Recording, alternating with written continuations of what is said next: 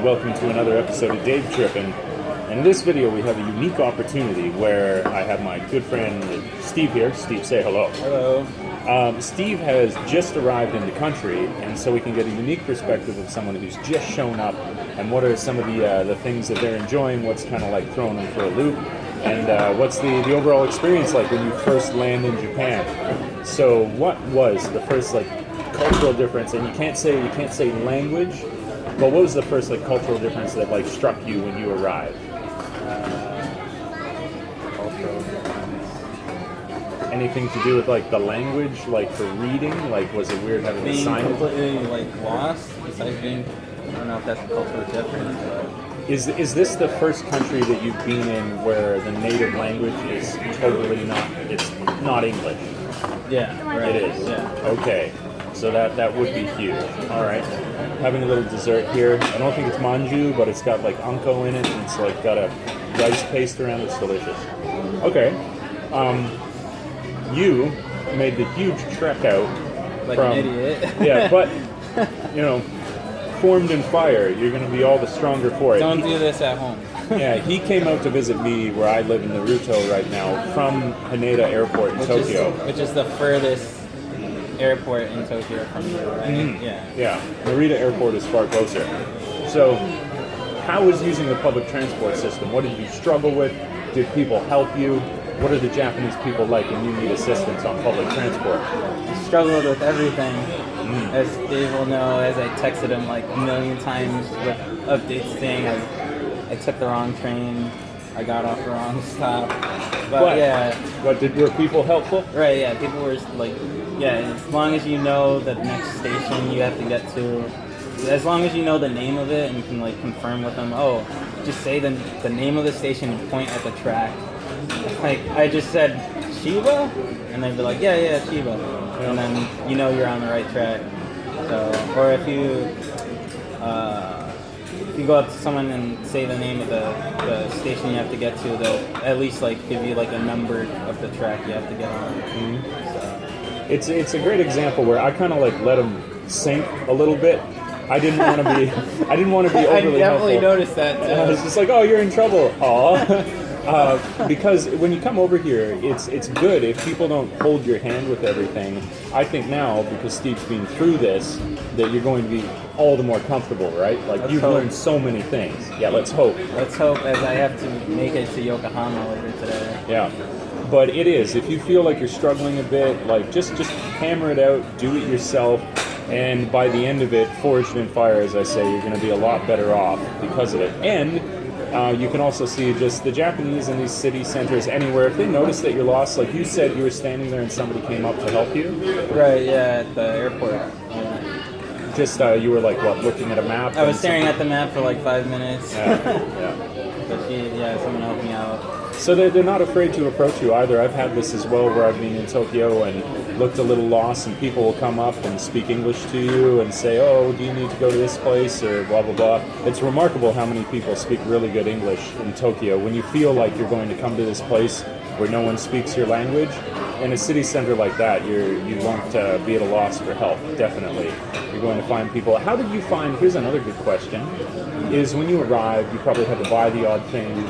Did you have a sense of pricing, and was it more expensive for you? Were you shocked by prices? For more like expensive tickets, or did you buy any food right away? I didn't get any food until we met up, so...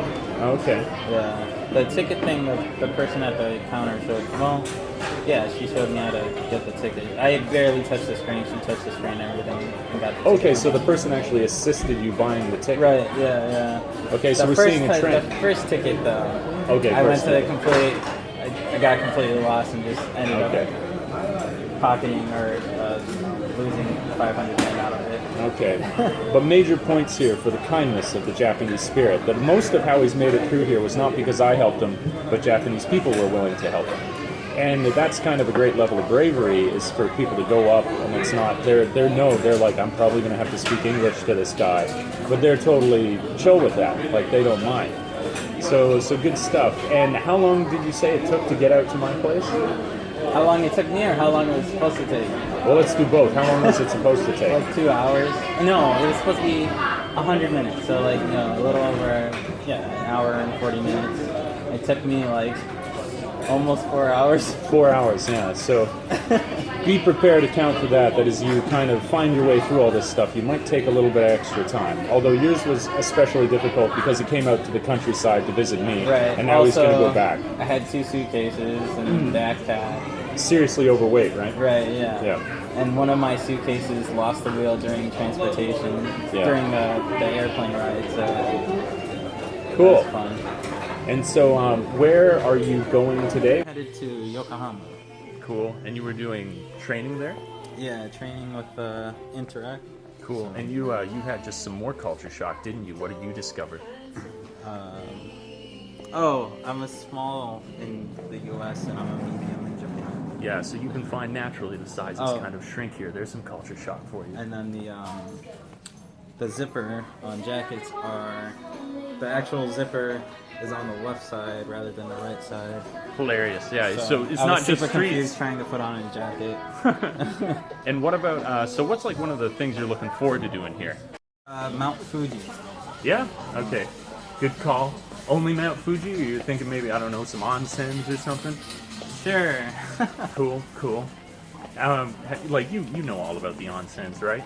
Yeah. Watched enough videos about it.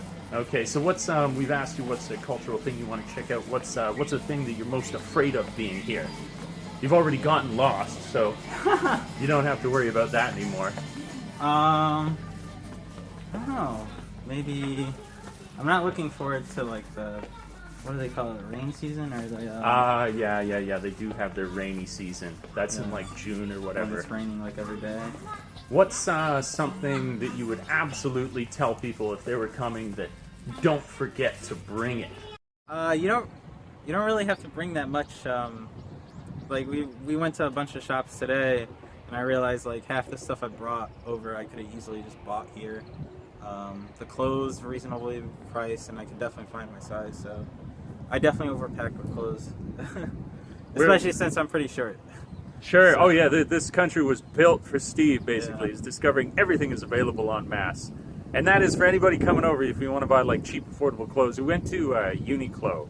Uniqlo is kind of like an American Eagle, I guess you might say. It's like affordable, but it's not bad. It's pretty good. Is there any particular place that you want to visit while you're in Japan?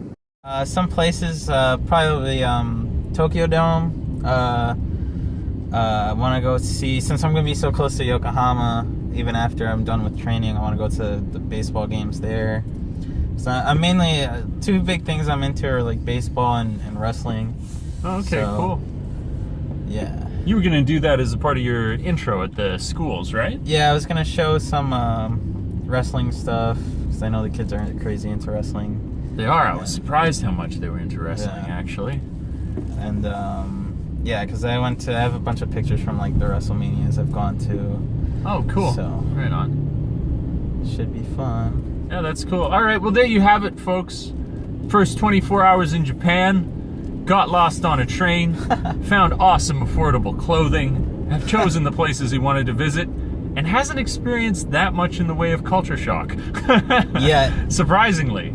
Is there anything particularly you'd say you were like, whoa, this is shocking? I haven't seen anything yet, but I'm sure like within the next couple weeks or month I'll see some stuff that'll, blow your mind. Yeah. Right on. Well, thanks for checking out the video, guys. Hope you enjoyed it. If you did, maybe tap that like button. Talk about your first 24 hours in a foreign country. How were you shocked? What was it like? Wow, that was almost a whistle. Sure. It's like that beaver or whatever from Lady and the Tramp. Anyways, yeah, so thanks for checking the video out. Appreciate it, guys. And I'll catch you in the next one. Ciao for now. Peace.